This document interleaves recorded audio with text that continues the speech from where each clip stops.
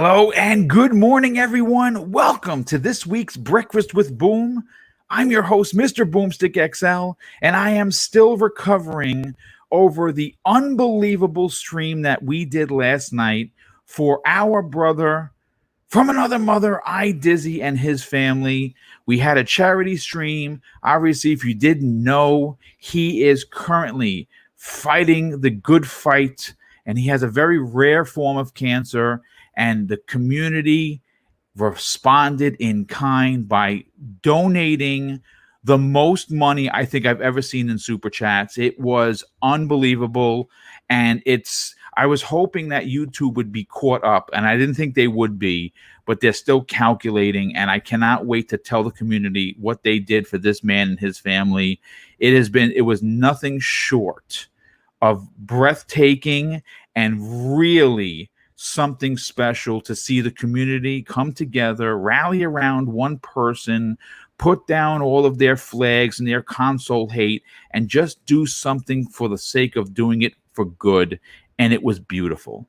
And I was proud, really honored to be a part of something so special. So I got to give a big shout out, of course, to Iron Lord Cognito, Wilm Me Hood, of course. We had Rand Althor, Zemi Games, and the GOAT in the room, Mike Ybarra. Obviously, he is the vice president and general manager of Blizzard Entertainment, and we know him, of course, from his days while he was at Xbox. He took an hour and 20 of his time to hang out with us, answer a bunch of questions, and really just hang out. And it was absolutely astounding what went on. But let's get into why we're here.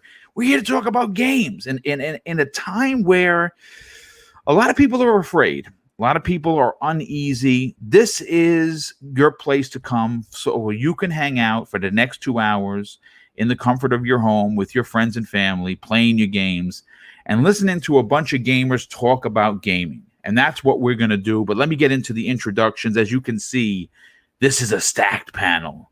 So first up, you know him. He is our resident platinum trophy hunter. He represents the Sony brand in a positive manner, but also still knows how to talk about other brands in a proper manner, and someone that I am honored to work with each and every week. Please welcome back, after taking a week off, BitCloud Gaming.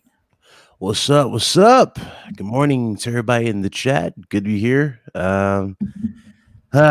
Yeah, last week I had to take a little hiatus from the show. Had to definitely get checked because you already know the concerns going around here. But definitely need to take that quick R&R and just make sure everything was good.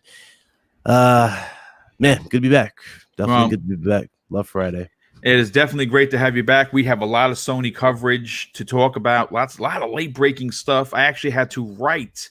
I got up this morning at 5 to 6, like I do every day, and had to immediately not only advertise today's show, which is, of course, something I forgot because of, the pressure and anxiety I was feeling over yesterday's, charity event, but had to, of course, put the show together. And two big topics came up, which we're going to break down a little bit. But let's get into the rest of the introductions. Now, you know him as someone that knows a thing or two about chainsawing people in half. He has a voice like a truck driver that knows what he's doing when he's driving his 18-wheeler down the road. He is someone that is a community favorite and not afraid to give you a piece of his mind when necessary. Please welcome Crispy Bomb. Thanks. Good morning, everybody. Everybody stay safe. We're not going to really get into that, but, I hope everybody's safe. And, we got a lot to talk about. We're going to be all over the place. I think we're not going to be this one-sided type podcast going here. We got plenty to talk about, and I can't wait. Yeah, well, yeah, we do. It's a lot. It's going to be fun. It's going to be a lot of fun. Very game-related show. A lot of big opinions. Cannot wait to get into them. And next up, you know him as the co-host of the Xbox Factor podcast, the cog that keeps that show running each and every week. Of course, he's a little young, but he has an old soul. And no, he will not be playing the new Silent Hill game that we're going to be talking about later on. Please welcome Zemi Games. I most certainly will not be playing that game. But thank you so much for the invite, Boom. Last night's show was absolutely fantastic. I'm running on probably 4 hours of sleep because I couldn't stop watching Netflix. I just like every hour I kept looking at the clock like, man, I gotta go to bed. But the show I was watching was way too good. But thank you so much for the invite. I always love coming back to Breakfast with Boom and talking with you guys. So yeah. Well, listen, great to have you here, as always. And of course, this guy is almost going to have a seat in this house with his name on it, making his, I think, third or fourth appearance all the way from Germany. Please welcome back to the panel, Archimedes. What's up, dude? Well, thank you, Boom. Thank you for having me again. I'm happy to be back. We have a great show lined up, some awesome topics to talk about, and we have a great panel. It's the first time for me with Semi and Crispy in a podcast. Can't wait to discuss all the things. Well, it's great to have you here. I appreciate it because obviously I gave you some late notifications yesterday and you were like, yep, I'll be there. And I definitely super appreciate your opinions. Sure. I appreciate what you bring to the table while you're on the show. So thank you for being here, dude. But let's get into the weeds a little bit, if you will. And Chris and BitCloud, I'm gonna call on you first.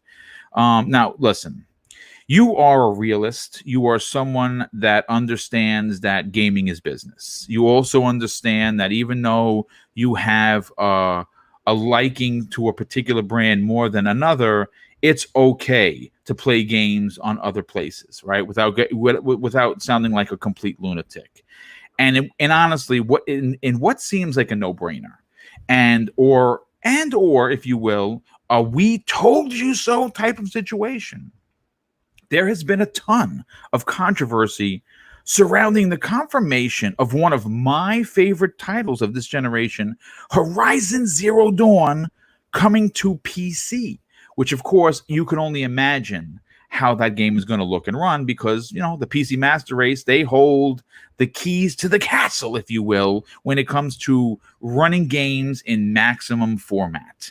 Now, what's interesting is how former Guerrilla Games developer Sam Sharma had some very harsh things to say about a particular PlayStation fan and the community at large that went ballistic and destroyed his office/room live on Twitter. Okay, so let's actually get into what exactly transpired here, and we'll start with the AP99. This is the gentleman, and I use that term very loosely, that basically not only wrote a very nasty note to many high-profile people within Sony, but proceeded to destroy, I don't know if it was his office, his room, his house. I don't know what it was, but it was broken up. This is what he had to say. "Great way to spend my birthday. Thanks for the effing nothing. PlayStation, Gorilla, Hemhurst, Yoshida. Decades thrown away, and it was all for nothing." This is what he said. And I don't know if that tweet is up there. I think he might have taken it down. I know that he has backed off on his original post. But here, this was Sam Sharma's response. And this is pretty interesting. He says this: "What the hell is wrong with you people? We made a game, you enjoyed it. Now some more people get to enjoy it. And somehow that takes away from your enjoyment. Please be kind to yourselves. Your enjoyment of the game has not diminished because some more people get to play it." And his Twitter thread went on to say on the very subject, and it was pretty long. I included the initial response because, quite frankly, it's the most direct. But as we know, BitCloud, PlayStation 4 and more specifically PlayStation 5 games are going to be coming to the PC platform. And the reason why I think this is, very simply, is because of the money factor. Now, yes, Sony sold 110 million PlayStation 4s. There's no denying the dominance. But we also have to take into account, when you look at their first-party sales, Spider-Man, 15 million, that's fantastic, right? You look at God of War. I think God of War is I think it's closer to 13 million now, right? And that's tremendous. Yeah. Right. But the thing is this: when you look at the demographics, when it comes to consoles versus PC, you're literally talking apples to oranges. The PC market is vast. It has probably 10 times more, and I'm being facetious here. It could be 50, could be 20 times more, available PCs to play games. Microsoft has been banging this drum on play wherever you want to play, just buy the damn game, and they've been doing pretty good financially. Sony is in a transition where, again, this is not the Yoshida PlayStation. This is not the old regime. This is the Jim Ryan run PlayStation, and Jim Ryan, as we know, is a businessman through and through. And if you look at what he did in Europe with the PlayStation brand and how dominant, because remember back in the days, the Xbox brand reigned supreme in that part of the world. And this guy came in and he worked real hard and he got that brand to be number one. And he did it from being aggressive with his marketing, being aggressive with pricing, and getting out there. And my question to you, because I'm getting a little in the weeds here, Big Cloud. First of all, my question to you was this: why are people so upset when it's not really diminishing someone's enjoyment of playing said game on said anywhere?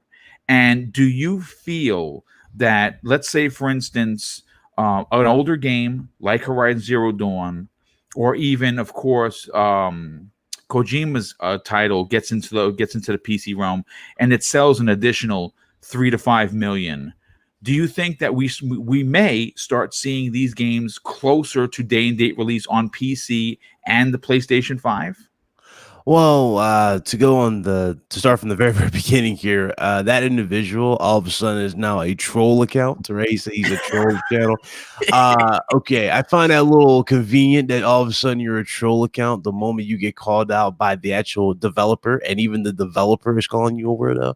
Very interesting.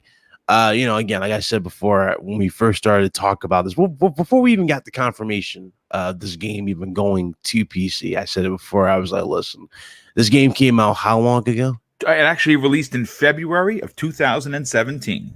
Exactly. So it's like, who cares? The game is good. You played it, and half the dudes are making a big deal about this. And when I mean a big deal, I mean crying in like 3-hour, 5-hour podcasts. Emergency streams, as they're called. Yeah, emergency streams, or posting about it and trying to be quote unquote vocal, saying that this is horrible for gamers. I guarantee you, I'm willing to bet my damn YouTube channel that none of these dudes were playing that game even during the situation of talking about it. None of them were talking about this game or playing it or anything. As someone who's platinumed that game and experienced it, I can tell you the game was, when I finished it, I was done. I didn't really go back to it. I didn't buy the DLC. I don't believe in paying extra for something that should be included. I'm not that type of person. Mm-hmm. And some people claim that, that's the right thing to do. Again, I have different beliefs. I don't think I should be charged something that I don't think it's feasible, So I didn't go back to play the game. But to stay on the topic, as far as the future of PlayStation, one thing Herman Hulst said, and this is where it's getting kind of scary, because Herman Hulst came out and stated that the future of PlayStation, he even wrote it down, he detailed it for them, and it's like, okay, this is from the horse's mouth, But now we can't take it from the horse's mouth type of thing, because it's like, right. Because it's not what they want to hear. Right. It's mad. And it's not even about Horizon. He came out and flat out told you that they're gonna stay committed to the single player games, the narrative games, et cetera, et cetera. The hardware is still number one, which is, again, this is what I've stated in a live stream when dudes were like going ape shit over it. I was like, guys, just listen. Sony's metrics is all about hardware sales plus software and service. They need the hardware. They can't just go, hey, all our games are PC right now, and go, you know what I'm saying? And go, we're done with hardware. No, they need the hardware sales. And he even said that. He's like, yeah, hardware is still the thing, our main focus. Also, no day and date. He confirmed it on Twitter. But all of a sudden now we can't take his word, because he said this. The only thing, all I'm seeing from people is they're mad because a bragging right was taken away. That's really what this is. It's a and I think it's ridiculous, to be honest. It's the saddest part. Like, none of these dudes care about this game. I can say that with the biggest confidence. Nobody gives a damn about this game. None of these dudes who are crying about it like this. When dudes are talking about, oh, it makes no sense the Horizon's on there, but you know what? Let's throw Uncharted in there. Uncharted would have made more sense. Why would you throw their biggest flagship title on PC when that title saved the PlayStation 3? You see what I'm saying here? Why would you do that? They're not thinking. Some of these dudes don't think, and they look stupid. They look more stupid every day with this. Now dudes are saying PlayStation's over and they're done with PlayStation. They go on PC. If anything will shut you up on Twitter, YouTube, so be it. Be gone. Like, that's just my attitude towards it. It's like, get off of Twitter, get off of YouTube. I'm tired of seeing retarded dumb streams every single day. I'm getting tired of seeing these dumb comments, dudes turning into conspiracy theories. Oh, it's this, that, and the third. But it's like, oh, we're vocal unlike Xbox, and it's like, we're back to this. You know, we're turning this to a console war thing instead of just looking at it for what it truly is. This is a business decision, and ironically, they failed to realize that the guy who's in charge of a big portion of Sony now actually helped created that game. Yes, he sure did. And the funny thing about it too, as him creating that game, he actually stated, I think it was a while before he even got this promotion, he stated that game will be good on PC. Did he not? He sure did. So again, I don't see why it's so hard to look at stuff and piece stuff together or be honest about it. You know, a lot of people are looking at it from different perspectives and just this bragging rights perspective. Again, we said this on RGT. We were labeled as quote unquote Sony bashers for saying this. I'm like, I don't know what was the point of that, but okay. It's called being observant. You know, when you observe and you just look at stuff, it's not hard to see through certain decisions. And this decision does not surprise me. It never will surprise me that this was on the table. You know, I think this was always kind of on the table for them. Just like the whole Hideo Kojima thing. Remember how people thought Hideo Kojima wasn't going to release that on PC? They thought Sony had the full-fledged power over it. And we kind of already were told at the start of Death Stranding's production, right? That game at some point. Yeah, exactly. That game was kind of like on the line pretty much right off the bat when it was created of going to PC. And the reason why it was on the line to go to PC was because it was made by whom? Kojima. This was just funded by Sony to get them a little, you know, to help them get the game out there for one, but also get a few eyes on their product. That's all it was. This was his game. And so again, I don't know what's the point of arguing. I don't understand what's the point of people crying or being upset about this. But again, that's how people are taking this whole hobby. You know, nobody can be excited about something. You say something positive about one thing, you're labeled this. If you say something that's a little bit off, you're labeled that. You know, it's like, I really don't understand it at all. It's like your opinion. You're always slandered or in some ridiculous way for having an opinion on the matter. And this is always something that will come back to you, whether you do a podcast and you do podcasts and you see what the results are. You know, you see it on Twitter all the time. Yep. The stupidity behind it is crazy. You know, everybody's looking at it from a fanboy perspective. And the reality is none of us are shareholders. Exactly. We don't own a single damn thing in this. Sure, we cover gaming news. Sure, we it's a big part of what we do, and we all like to do it. I, for one, love to do it. You know, it's something I've had a privilege of, ironically, finding I had a talent to talk about, right? But at the same time, I don't let that get in the way of what truly matters in the day. I see more people not gaming, but talking about this. And that's the sad reality. So that's my take. Yeah, no, I mean, and you really broke it down in a thoughtful, thought-provoking kind of a way. I definitely appreciate that. Real quick, DT Taylor drops an outstanding and very generous super chat for $5, and he says, "Hit that like button for one of the best, Mr. Boom." Well, thank you, dude, for the generosity, but more importantly, thank you for being here, and of course, the amazing compliment. I certainly and greatly appreciate it. You know, Crispy Bomb, I want to go to you next on this. You know, Herman Hurst, or well, I say Hurst, but I know I'm mispronouncing it. It's Hulst. Herman Hulst is obviously now running Sony. And he confirmed, and he had a statement. He says, "Yes, I can confirm that Horizon Zero Dawn is coming to PC this summer. There will be more information coming from Guerrilla, from the new studio directors Michael Van D. Liu, J.B. Van Beek, and Angie Smits pretty soon. And this is obviously, I guess he wanted to, clarify, because there was a lot of misinformation being unfortunately distributed by exactly who BitCloud was talking about. And, I got to be honest with you. I find it almost, I don't want to use a derogatory word. I want to say that I'll just simply say this. I find this whole situation sad.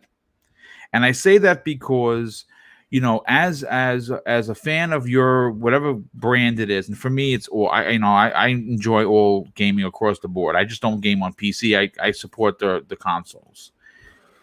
If I see a Nintendo game going to another, like a mobile, Mario Kart going to mobile, or an Xbox game being able to play on PC, or now, of course, a Sony first-party title, which everyone gave that game shit. Let's call a spade here, folks. There are a lot of people. I mean, you got to remember my times on Crossfire. For years, I was browbeated, and not, not in a malicious way, but I was the only one that championed that game. I still do. I still champion that game. It's one of my favorite games of this generation. Aloy is one of my favorite characters for a lot of reasons. And I have to agree with BitCloud. A lot of the people that are in there banging this big drum, talking about, I feel like you did me wrong, Sony. They didn't even play the game, for Christ's sake. So, Crispy, when you see people breaking up their office, when you hear people going into having emergency 3.5, 4 hour streams, talk about how Sony did them wrong, what are your thoughts on this? Clickbait. and I want to go right with BitCloud. I gotta wonder. I wish we could, find out. I'm sure BitCloud could probably find out who actually played this game. I think that's why he said that. You have to understand that there are many ways to inject life into a game, and especially being, third person, single player, story driven. Okay. Like you can have some DLC here and there to re-inject life into it. You could also release it on another platform years later. Think about it. Years later. So if you didn't play the game and you're doing that, then you're just a clickbaiter. And you know what? Shame on you, because you are not even about bringing us actual news.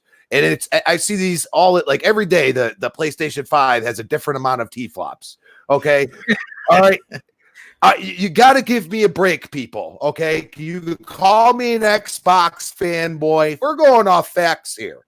All right. We got facts. Okay. We got confirmed what is in our console. All right. So you want to call me a fanboy? Fine. I'll say our console. Okay. Now, PlayStation being silent, that's on them. Okay. But let's not have a bunch of fake news that I've been watching go out there. And to top it off, grow up, please.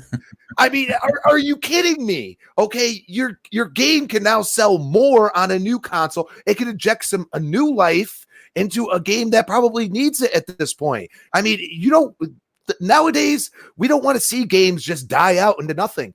Look at the DLC for the Division 2. Re-inject life into it. Yes. Okay? People are all over it. And I'm at the 39. I'm about to go after Keener. You know what I mean? I'm just waiting for my buddy because I like playing with him. And you know what? Like it's been really it's great DLC. And for these PC gamers to be able to, at least down the road, be able to play the PlayStation exclusives is great. I mean, it really is. All the positivity that's come from Xbox and everything else, doing these type of things has really made a difference. And I think they've sold. I mean, I think the Master Chief Collection has been selling really well on PC. Dude, it was the top of Steam, dude. Yeah. So, these are good things. I mean, allows people, some of these people might be like, you know what, maybe I should buy the console too. I can play anywhere, you know what I mean? So I go and buy the console and there you go. Like I could go and have it in my other room when, my girlfriend's using the PC or something. I mean, this could ultimately help you sell more consoles, in my opinion. Hey, Crispin, you can check and see who played the game. They're called trophies. And ironically, somebody who did a video, on Twitter that went viral, didn't even so much as beat the game. Wow. Again, it's like, again, who are you trying to fool? Yeah. Who are you trying to fool here? You know, I don't get it at all. You know, again, it's all wannabe ammunition for something that doesn't even exist, and they know this. They know this, and now the biggest defense now, and I'm about to blow your mind when I say this, Crispy. If you really want to support this game, and this is their ammunition to go after PC gamers, so you ready? If you really want to support this game, blah blah blah, then you'll pay $60 for this. Yeah. That's the new damn show. Yes, absolutely. I don't get it, dog. I don't get it. It's just, it's one of those things. Like it just, that's why I just feel like they just do it just to get clicks. And I mean, is that really the news you want to get from people? If I'm gonna go and want to learn about anything PlayStation, I mean, really, the only person I look at is you, BitCloud. I mean, because I don't really play it, but at the same time, I gamed on it for so long that I still have this nostalgia feeling. Like I would never want to see any of these consoles die. It's just like the beloved Dreamcast. I wish it was still around. You know what I mean? Because it was so far ahead of its time. And I think, if they just had the right direction, they probably would be still in the game right now. You know what I mean? And it's just, that's where we go and say, like, these decisions that PlayStation is making is good for the company. It's good for the bottom line, because ultimately, you don't want to end up like Sega. You know what I'm saying? Answer this question for me real quick. I know I'm trying to move on to the next person, but answer this question, because we said this live, and I wonder more people will share the same theory here, right? So obviously, with Horizon going to PC, what would be your reaction if Sony was to announce Horizon Zero Dawn 2 for PS5 launch exclusive? Do you think anybody would give a damn about this game going to PC? I wouldn't. I think a lot of people would enjoy it. I mean, we see a lot of people now that, are even in our chats and stuff that are mainly PC gamers that would highly enjoy it, because, you pay all that money to make that great, that great PC, I mean, you want to use it. And I mean, what better than having, a game like that caliber on there? I mean, I think it would sell a lot more. I think it could be like in the 20 million range with every single exclusive easily. Yeah, I'm saying, like, no, like when PS5 is shown, and let's say Horizon Zero Dawn 2 is a launch, you know what I'm saying? Do you think anybody will even care about, like, the outrage wise? Do you think this outrage will exist the moment Horizon? No, I think it's bullshit. No, yeah. That's why I was trying to get. I was like, dude, you guys. I mean, because they're gonna be like, oh, PlayStation 5. Oh, they're gonna, they're gonna ignore, that part of it now that everything's been told. Like, I agree with you. Like, no, it wouldn't matter. Yeah. So. Well, real quick, let me just catch up on some of the super chats over here. We have Smitty Smith. Thank you for being here, dude. Super appreciate your generosity. He drops actually a total of $7 in the super chat, and he says, "I love all games regardless of where you play." Also, and I think when he corrected it, he says, "BitCloud always calls it down the middle." And yes, I definitely agree. And real quick, very good friend of the show and a community leader, in my opinion, Z Black Rider has become a channel member. Dude, thank you so much for that. I really super appreciate you becoming a channel member. It's great to have you. And of course, it's great to have you in the chat as always. And I want to move on to Zemi Game. Zemi, you are a part of this so-called PC master race because you actually game on PC. And when you hear that, again, maybe they're not going to be there day and date now, but again, everything is done in test phases.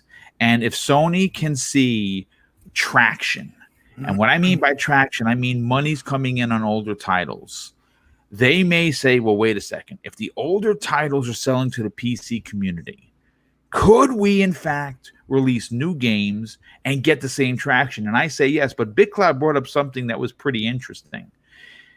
If you put Horizon Zero Dawn 1 on PC in the summer, and again, I really thought this for a while. I don't know how true it is, and I would love it to be a reality.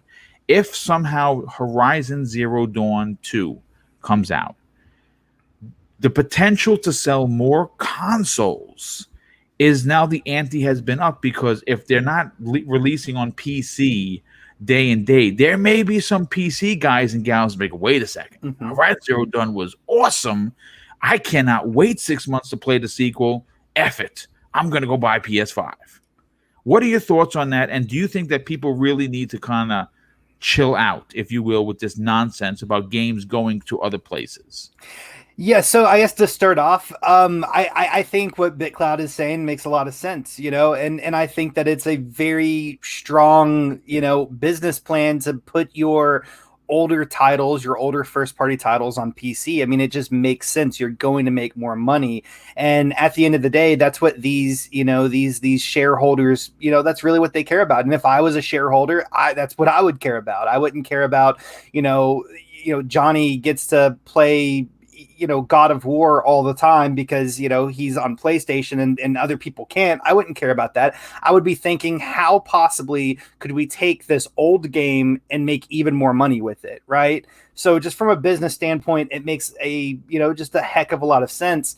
And with all of these people complaining, it's like, just whenever I look at it, I just don't really understand necessarily why they're complaining. Because PlayStation putting, their old, first party IPs on PC isn't anything new. Whenever they released Detroit Become Human, Heavy Rain, and Beyond Two Souls on the Epic Store, I could be mistaken. I don't spend a lot of time on Twitter, but I didn't really hear of a lot of people complaining about that. And even with, Horizon Zero Dawn, I mean, technically it's already on PC on the PlayStation Now app, right? And nobody's really complaining about that necessarily either. So I don't really understand where a lot of this is coming from. It looks like this is just the most recent edgy kind of subject for somebody to talk about and to try to get views, kind of similar to what Crispy Bomb was saying, clickbait. That seems really what it's about. I mean, maybe there are a few people out in the world that are generally upset. The guy who, destroyed his office, which, mind you, just by that, like, why would you destroy your office? Because okay, so you get, let's just say that this guy was really upset, okay? He was really, really devastated about this. So he destroyed his office. Well, now, not only are you devastated that PlayStation, your favorite company, did something that you hate, but now you have to clean your office. You know what I mean? So that by itself makes no sense. And I don't know if this was just, the hump that broke the camel's back, in the sense that, he could get over PlayStation Now having Horizon Zero Dawn. He could get over all these other first party games going to the Epic Store and even being made into physical copies in select countries. He could get over all that. But whenever he heard this was coming, directly to PC, not in PlayStation Now, he freaked the heck out, right? Mm-hmm. So I maybe there are some people that are really truly upset. I don't really understand why they should be, but ultimately it just sounds like just a reason for a lot of people out there that probably really don't care about this, just to have something to complain about and to try to get views off of. I mean, listen, it's that's a great point. I mean, we've seen people do these so-called emergency streams where it definitely, listen, we're in the era of clickbait. That's not something that is practiced on my channel. It's not practiced on BitCloud's channel. It's not practiced on your channel. Archimedes actually just started his channel. I'm sure that it's not going to be there. And if Crispy Mom ever does his, and he should, it's not going to be there. We talk about gaming from a factual point of view, and I think that we are realists. And I think that, at the end of the day, the kind of shenanigans that's going on is it's kind of like to me anyway, it seems as if someone's having a temper tantrum just to say, see me, boo-hoo. And I think that if you are a part of that, you probably should, maybe distance yourself from that kind of stuff, because it is at the end of the day very sad to think that people are going to have a temper tantrum in a way that this guy did live for everyone to see, and be okay with that. That is certainly not an okay way to be. There are more serious things going on in the world right now that we know. Obviously, we won't say on the show, but there are more important things than a game that's at this point 3 years old going to another platform, so other gamers who don't support that particular platform can enjoy it. But Archimedes, I want to get your opinion on this. Obviously, It appears that many of the PlayStation community, not a tremendous amount, but there are the mad vocal amount, are mad as hell. And they seemed a little bit taken aback by what I believe is a very financially smart move by Sony. You get people to play an older game. Maybe they didn't play it. Maybe it wasn't for them, and they play it. And then when the second part comes out, if it's not available on PC, you might generate PlayStation 5 sales that you might not have done before. What are your thoughts on games going to other platforms that were traditionally only on the PlayStation brand? Yeah, well, I mean, the panel has said a lot about it already, and I couldn't agree more. I mean, it's just stupid. Microsoft has been doing it for years. Yes. And now we're talking about a 3-year-old game coming to PC. So let me make or put out another question. Would it hurt the PlayStation to put the games out on PC day and date when they come out? I mean, Ori just released, yeah, and I'm playing that. I don't care if other people can enjoy it on PC. It doesn't change my experience with the game. And why would it change the experience of any guy playing on the PlayStation? I just don't get that. And financial-wise, it's definitely a good move. And even though I'm not a shareholder, I'm a customer of Sony and the PlayStation brand, and I'm happy that they make more money, because that is only helping Sony to invest more in other games, and that is what I'm looking for. So I don't really don't get why people are upset that other people can enjoy games. It's beyond my comprehension. Yeah, and I agree. And you know what? If you are a fan of said company, right? And I'm not talking about the console makers. I'm saying if you're a fan of, let's say, for instance, Moon Studios, right? And Ori comes out and it's only on one platform and they sell 2 million copies. Like, yay, Ori, right? But if it's on multiple platforms like the PC, which has a tremendous, I mean, it's almost like a 20-to-1, console versus Xbox One fan base, and they sell 15 million copies. Aren't you even more excited for a company that is literally run by under 50 people? That they put a game together that is, not only did they do one, but in the same generation put out another game that not only is that has the best music in gaming, has the best hand-drawn 2D/3D visuals we've ever seen. Of course, you're going to champion that. And it just really, again, it's a bit of a head scratcher that we have people really, really taken aback by the fact that the traditional PlayStation is no longer going to be a thing. Now, is it a thing still? Well, yeah, it's for now. But PlayStation is changing, and you have to realize that. And I think BitCloud really hit the nail on the head, that it's really an agenda that they were pushing, and now that they seem wrong and they publicly went, they put themselves out there as being these knuckleheads. Now they have to answer to it. Yeah, absolutely. And I mean, games coming to PC actually could also help PlayStation gamers, because consider that Sony said that they want to have more multiplayer experiences, having more gamers playing a game, having bigger lobbies with crossplay enabled. You could only benefit from that. There is no downside. And as BitCloud and the others on the panel said, it's just pushing an agenda. And sometimes it's really sad to see that on Twitter. It takes away a little bit of the fun that video games actually are. That is a great point. That at the end of the day, folks, it's #fun, right? Play games for fun, not for console wars. Great. That's actually a great point, Archimedes. Well, listen, I want to move on to the next topic, and we're going to keep with Sony, because this broke late last night. And BitCloud, I have to immediately call on you as our resident professional Sony representative, if you will.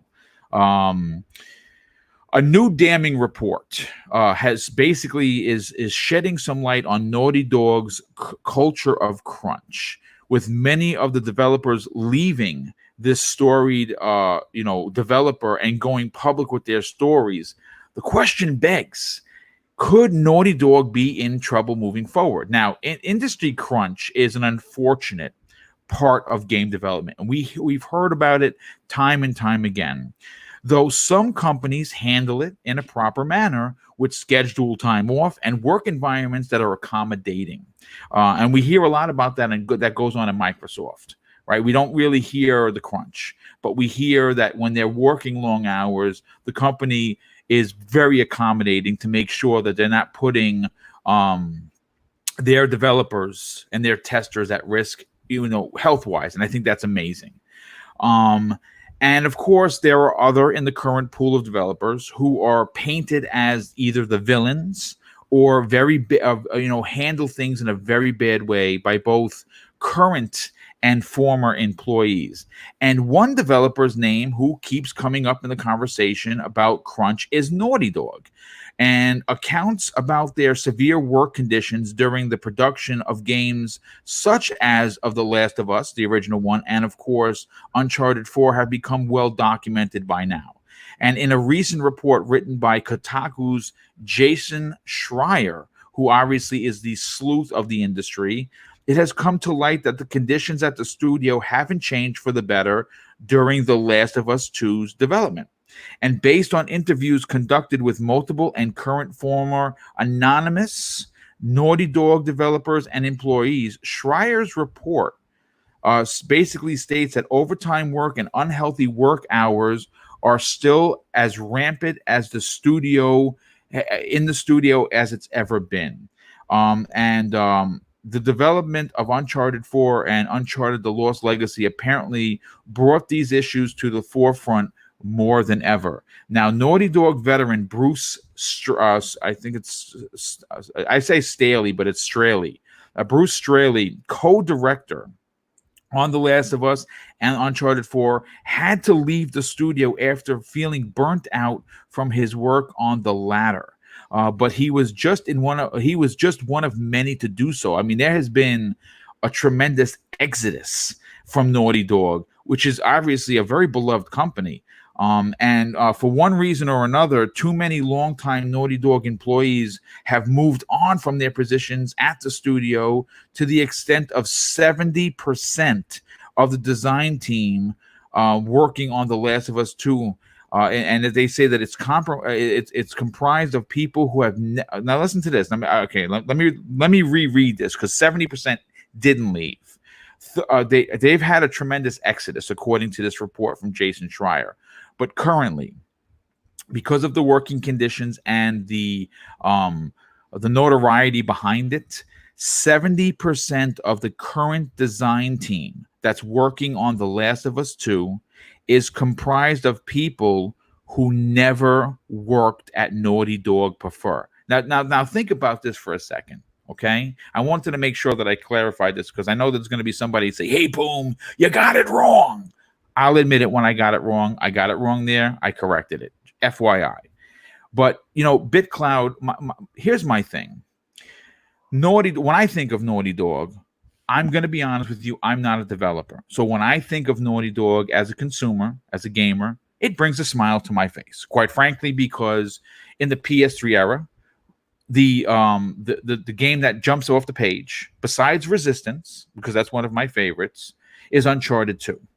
Uncharted 2, for me, was one of the best gaming Indiana Jones type experiences I've ever had. And it started with the opening train scene, which still is one of my favorite parts of the game.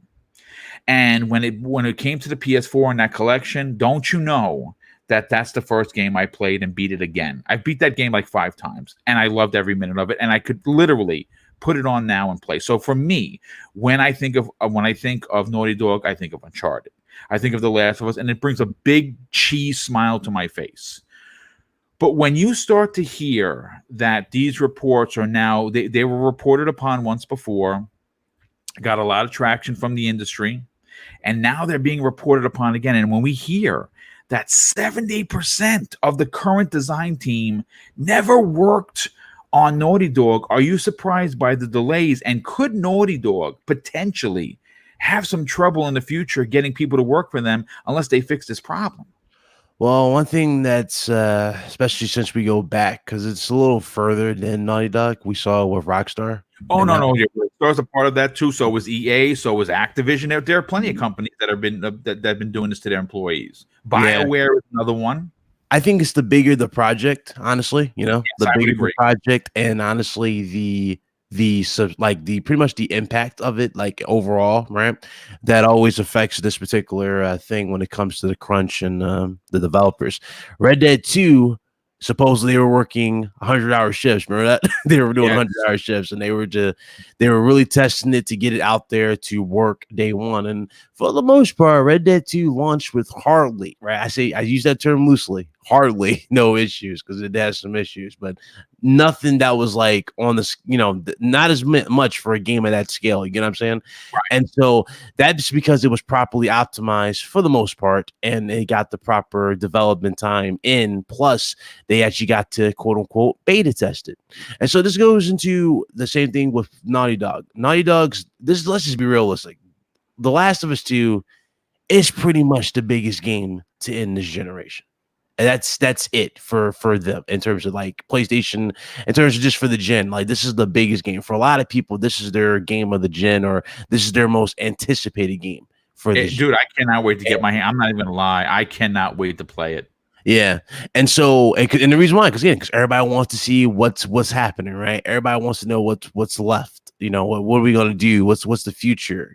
Basically for this game, and with there being supposedly two particular styles they're going for this. Like, for example, the single player is obviously the top priority, but there are like talks of, and a lot of people throwing a lot of theories that maybe the multiplayer might be its own separate thing.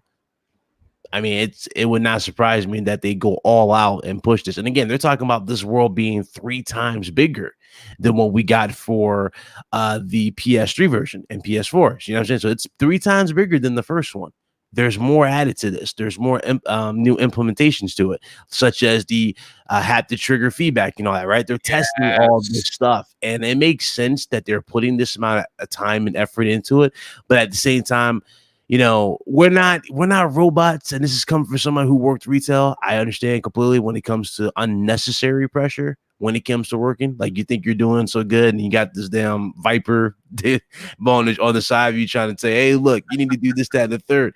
When the reality is you already did your best. And again, I said it before, no company can force you, quote unquote, to do X amount of things. But I guess if you're under contract, in this particular case, these guys are getting paid salary, and this is all paid. But at the same time, I can see why a lot of people probably would step away.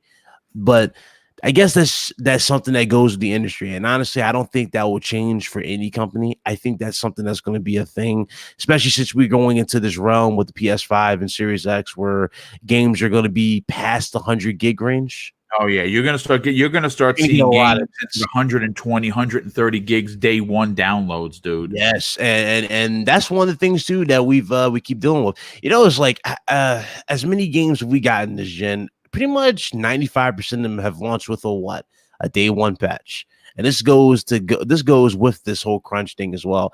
This is why I say it's fine for them to delay or to legit, let them take their time on a game. That way you have issues ironed out before you even get to any issues. You know what I'm saying? That's where these day one patches come into play for.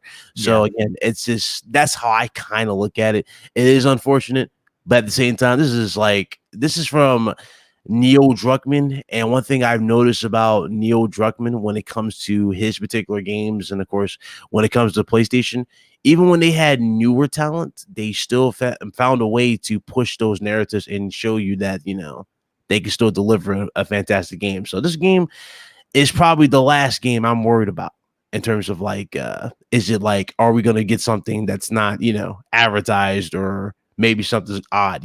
I don't think we have nothing to worry about. I think it's going to be an incredible experience. I think that once it hits, it's going to sell very well. I'm thinking first month 3 million copies, depending on when it actually launches in the month. It could sell 5 million, and I think it will. I think that it is closing. Again, it's one of those things that you look at Sony, and you just have to you have to smile if you enjoy buying their stuff, because they closed out the PS3 generation, which started out horrible for them. with The Last of Us, and it did extremely well. They moved The Last of Us over to the PlayStation 4, and even though technically it wasn't a new game, it was a new game because it had the visual upgrades. Exactly. And now they're going to close out the PlayStation 4, one of the best-selling generations for them. I mean, a dominant generation from start to finish. You're closing out with this AAA banger that is going to be, it's going to tell a memorable story. Joel, please don't be dead. And this game, this console, more than likely is going to reach 120 mil at this point. I'm sure there is. I believe it. Yeah. And if you add on the TV show to this as well, where they're doing a TV show, the popularity for The Last of Us has gotten even, if anything, I would say is expanded beyond that. It's kind of like they're kind of building their own Witcher in a way, right? But it's like they did this so. I mean, listen, you can't argue with what they're doing. I mean, it's very calculated. It's very, again, there are people complaining about games going to other platforms, and you look at what they're doing right, and my God, it sleeps and bounds a difference. But this is again, we don't know where this is going to go, and it may go nowhere. But I am going to say that it is interesting when they say. Right, well, when Jason Schreier says 70%, again, this is not my words, I'm reading his report. 70% of the design team never worked at Naughty Dog. There's 2 points of concern. There's one, can they handle what's being put in front of them because you don't know their skill level? And two, is this going to be a common trend for the developer? You know what I'm saying? Are they going to burn out all of their talent? They were again, one thing I noticed too when they hire, because they do always hire for Naughty Dog. I don't know if you noticed, if you go to job listings or whatnot, they hire for programmers, and they always have like a set requirement for that. So I would say that they're experienced, but at the same time, experience is one thing, right? Dealing with the pressure is another. So that's the big question. Can they handle that type of pressure? And keep in mind, this is not, and Mark Moore, this is not going to be the last time we hear about this for any studio. I agree. I said in the chat earlier that you even heard this about 343 during Halo 4 and 5, and I remember that story. So it's not. It's not an exclusive Sony problem. You know what I'm saying? It's an industry situation. Crispy Bomb, I want to go to you next because we've heard these horror stories, people crying in closets. We heard that at BioWare. We heard people having to be hospitalized while working on a game for Activision and EA. We're hearing these damning reports, and we've also heard that the industry is trying to be unionized. And some people say, "Well, does that really make a difference?" And coming from someone that worked that had the PBA as a police officer, yes, it does. It does give you rights that you would not have. Salary is sometimes not the best position to be in because with salary comes, well, if you got to be here for 60 this week and 80 next week, tough shit, right? Whereas paid by hour, these companies are a little bit more, I think, forward thinking when it comes to overworking because they have to pay. And I think that they should be unionized, no doubt about it. But, I just want to read some excerpts from this, anonymous source. And they say this can't be something that's continuing over and over for each game because it's unsustainable. And this is one developer working on the upcoming action-adventure title says this. At a certain point, you realize, I can't keep doing this. I'm getting older. I can't stay and work all night. They try to take care of you, providing food, encouragement, and encouragement to go take breaks. But for the most part, the implication is get the job done at all costs. Now, again, I'm always very weary about the anonymous, reports because, obviously they want to stay anonymous because they want to work in the gaming industry and you don't want to be the bell ringer, if you will. But I'm going to say this. I don't think personally that this is some sort of a sour grapes attack. I think that this is something that is a more serious problem than people are giving light upon it. And I think Jason Schreier, even though I don't really care for him, I'm going to be honest with you. Don't really like the man because I think and he blocked me already for calling him this. I think he's a pompous ass. But I'm going to say this. He does do some good reporting. Now, maybe that's because he's a pompous ass. I don't know. But what are your thoughts on this new report? And it really is unbelievable that this report breaks only a month before the game launches. Yeah, it's a little weird that you're going to have some negative stuff come out right before a Sony game launches. So I got to give Jason a little credit because we used to think he was like just throwing up one flag, and he's really went both sides and really went in deep with certain things. Some things I don't get, but I mean he's done a decent job with doing some good reporting lately. As far as the crunch, I mean. I've worked 60 hours and only gotten paid for 40. So I know the feeling of being salary. It's not fun at all. You're working for free after a certain point. I'm sure there's I think Microsoft is probably doing something where they're compensating them for, all this extra time, because you see some complaints, but it's not to this level. Personally, if what made our company stop was actually we brought a lawsuit against them. Oh, okay. Now, what I'm thinking is that the best case scenario for everyone involved is that the devs unionize, okay, which will give them a much larger voice. But I could see down the road, if that doesn't happen, a lawsuit being brought against at least one particular case that will trickle down to everybody else. You know what I mean? Now, like we've said, this doesn't mean the game's bad. Okay, this is not Telltale. Okay, and they're gonna die. All right.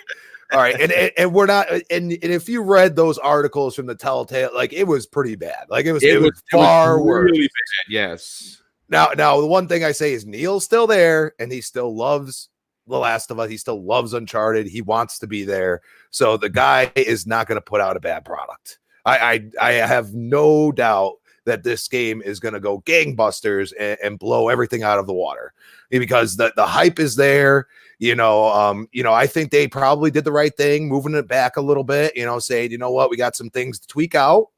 I got to give them applause for that. And I have no concern, especially for the people that are really, there's no worries here. I mean, the only thing is that is it fair to those devs? I mean, they have the right to leave. So, some of them have, what I mean? Just like any of us have the right to go find another job whenever we want. You know what I mean? So in the end, maybe that person didn't want to, wasn't into the game enough to put himself through that crunch. I mean, you could look at it in that way. But at the same time, this is hopefully going to start. Somebody's got to, put out some guidelines or something and say, this is what we're doing for our devs. And then they're going to get a round of applause. You know what I mean? And yeah. I'm waiting for that. I'm waiting for a company, even if it's Microsoft or whoever, or even Activision, who's screwed up in the past, go out and say, this is our package for, and we incentivize them or whatever, if they work overtime or whatever, after a certain point, or just pay them hourly. I mean, I think that would alleviate a lot of people. Yes, I agree. Yes. So in general, the game is going to be fine. I have no doubt. You have the main man there, and like I said, the guy, he learned from back in the some of the Uncharted games, I'm sure, and he's just going to continue to put out bangers. You know what I mean? I mean, listen, everything that you said makes sense, and I think that it's going to be a different scenario if they do make unionize, which I still think that they should. I think that once they do and they move away from salary and they start moving on to paid hourly pay, it's going to force these developers to be more financially thoughtful when it comes to how much it takes to make a game. And I think that right now, with there being everyone, being the standard salary, this is where the abuse comes in. Because obviously, this is a business at the end of the day, and they have release dates and they have responsibilities to stockholders. It really does go down the line in finance. on where they're going to go. But you know what? I want to see these developers have some rights. I'm not a developer, and I know there's a lot of people who've been in the chat going back and forth regarding, everyday work. Where I know a guy, I don't remember who it was. I'm sorry that I missed it. He's saying that he worked on tin roofs, and he would do 12-hour days, 7 days a week. And man, that's some work right there. You know what I'm saying? But it's something that it's something that does happen. Some change needs to happen. I will say that. Zemi, I want to go to you next, dude, because obviously this is not the first time we've heard crunch. It's certainly not the first time that we've heard Naughty Dog. And at some point, Naughty Dog as a company, with Neil Druckmann being the head guy, who I have a tremendous amount of respect for, is going to have to answer this call. Like, you can't, just let it go by the wayside and eventually people will forget about it, because it has wreaked its ugly head once again. For you personally, does this hurt the studio's reputation for hiring younger, new talent? And or do you agree with all of us that maybe unionizing is something that the industry has to consider? So I guess to start off, do I think that it's going to hurt their ability to get new talent? In some ways, I would say maybe, if I think it all kind of comes down to the individual, job seeker, right? Some people go online and look up reviews of their employer before they actually go and work there. But a lot of people don't. And, you got to think, if you're some young kid who maybe just went through school and got a degree in programming or game design, or maybe you've, been doing a bunch of mod work on games before, and you've slowly learned how to develop games or design them or whatever, you're going to be so flippin' happy to finally be working in the industry that you love so much, so for that reason, I don't necessarily think it's going to really hurt their ability to get new, younger talent, just for that simple reason. Just because, a lot of these newer, younger guys are going to be just so excited to be breaking into the industry. And I think that that's probably a lot of what's going on. I'm sure a lot of these guys coming in, I'm sure they're told, or they somewhat realize that there's going to be a lot of pressure. There's going to be a lot of hours that they're going to have to put in, but they just don't fully realize what they're going to have to do, until they're in that job, right? As far as, do I think it's going to hurt Naughty Dog's ability to make games or anything like that? No, not really. In the same way that I don't think it's hurt Rockstar's ability to make games, I don't think it's going to hurt Naughty Dog's ability to make games. But one thing I do find very, very interesting, and just, I guess, a little backstory for me, probably about, I would say maybe four years ago, I was a store manager at Dollar General, and I was working about 80 hours a week, making $400 take home a week. Jesus. And that is the most disgusting thing that an employer can do, right? And so I definitely feel for these people, but I think one thing that's really hard for a lot of gamers to really understand is, I think a lot of gamers hear these stories and we empathize with them and we understand where they're coming from. But at the same time, we're gamers who play games, who enjoy games, and it's kind of hard to really, I guess, attack these companies whenever we're enjoying the games that they're producing so much, right? So I don't exactly know how you would go around possibly fixing this. You know what I mean? I think unionizing, I think if, all the employees stood up and if they maybe had a lawsuit go, or if they, all decided that they wanted to unionize, possibly went on strike, whatever it may be, I think that adding a union, a game developers union or whatever it may be, I think that would be an amazing step forward. I agree. Yes.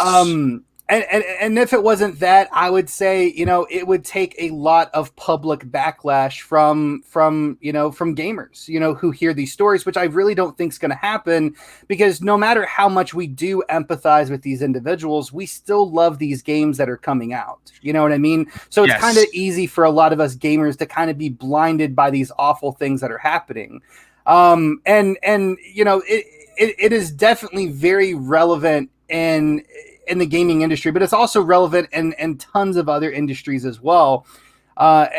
So you know, it's just an unfortunate thing. And can it be fixed? Sure, but it's definitely going to take some work, and it needs to be worked on. And I love how Jason Schreier, you know, keeps talking about this. He keeps bringing this, you know, to people's attention. I think that this is probably the third or fourth time that we've actually talked about it on, you know, one of your podcasts, right? Yes, and actually, it's because it's because it's a extremely important subject that does need to be talked about, and it does need to be, you know, it does need to be recognized. But you know, I think it's fixable. I don't think Naughty Dog is in any way, shape, or form at any risk of not being able to perform and come out with these amazing games. Maybe in the future, if this, you know, continues to grow as a problem, or, you know, if younger developers start looking at these, you know, reviews, or if the, you know, market increases a lot more and there's a lot more developers, there's a shortage on developers, then maybe. But yeah, hopefully they end up unionizing or coming up with some agreement to make this not as prevalent and, you know, in the gaming industry. Yeah, I mean, that's a great point. And Archimedes, I want to go to you, but I want to read two more excerpts from the report, the Jason Schreier Kotaku report. It says this: there's a lot of pushing your current workload aside to meet these real-time demands that come across your desk. One current Naughty Dog developer says this: do this thing you weren't planning for, that the other thing you weren't planning for, plus what you were planning for, is the kind of workload we are getting. You feel obligated to be there later because everyone else is there later. And this is coming from a former developer. If an animation is needed to be put in and you weren't there to help the animator, you're now blocking the animator from finishing the job. And they may give you grief over it. It may not be spoken, but they give you that look like, man, you totally screwed me last night, dude, by not being here to 11 p.m. When you hear these things, and again, this is a problem that the industry as a whole, not just Naughty Dog, not just Sony or Nintendo or Microsoft, this is a widespread industry issue. The reason why I bring up Naughty Dog is because this report broke late last night, and they're talking about Naughty Dog, so I thought it would be a good form of conversation. What are your personal thoughts on the industry taking steps to fix what is a glaring problem with the crunch era? Well, to fix that problem, I think that the only way is that the developers unionize. Yeah, I'm an engineer myself. I don't work in software development, but I've worked in different industries. I've worked in the semiconductor industry. Currently, I'm working in the automotive industry, and I'm a project manager myself. And whenever I hear these reports about crunches, I really the first thing that comes to my mind is that it is a complete failure of management. Because when you are handed over a development project, and it doesn't matter what you develop, you will always get certain milestones you have to achieve. And it is your job to make sure to look what kind of capacity do you have, and what are the goals and targets you can give within the capacity you have. This is the first thing every manager has to do when he starts up a project. Doesn't matter whether you develop a coffee machine or a video game. And this is always the first thing that comes to my mind. It's a complete failure of management. And the only way that the devs that are troubled with these issues get out of this is really to unionize.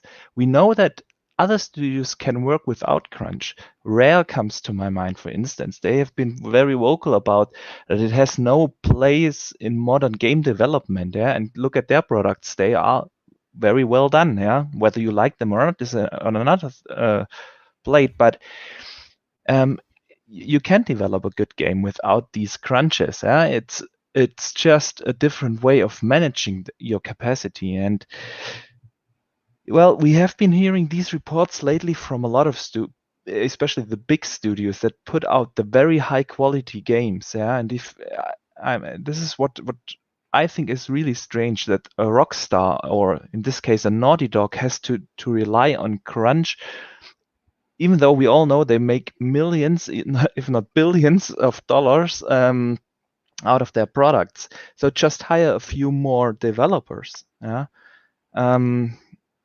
And the only way that these managers who make the decisions to rely on crunch learn that this isn't the proper way to handle their staff is that something really goes wrong. And for that to happen, the only way is that the developers themselves have to stand up against it.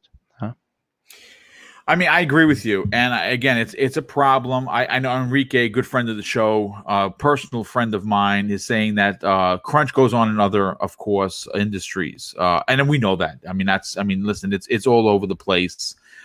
Some have unions, some don't, and it's unfortunate when you are a part of salary and you are doing 80-hour weeks. And there are going to be some people in the company that are not. And when they are doing those 80-hour weeks, they're making as much as you, maybe more, because they're getting paid hourly. It's something that I think needs to change in the industry. I would love to see. I mean, listen, let's call a spade here, folks. Okay, these gaming companies, these developers, these big owners like like Neil Druckmann, he's making bank, and they're making bank when they sell their game. And I think that I'm not saying that the developers are underpaid. Shit, I don't know. I don't know what they're making. I'm not a developer. I'm just a stupid podcaster. But I can tell you that they're not making the monies that they probably should for the time that they're putting into the games that we know and love. That is really my point. But you know what?